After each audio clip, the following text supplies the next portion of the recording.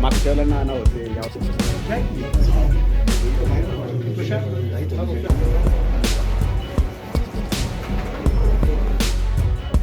हां हां ठीक.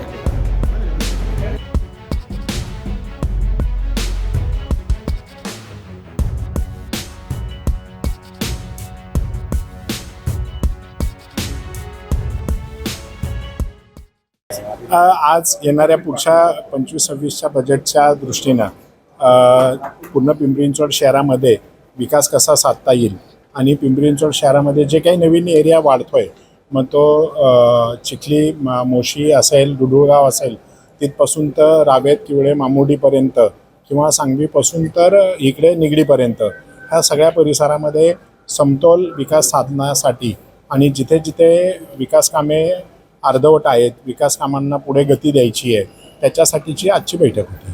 चिंचवडची वेगळी बैठक होताना दिसते, भोसरीची वेगळी होताना दिसते.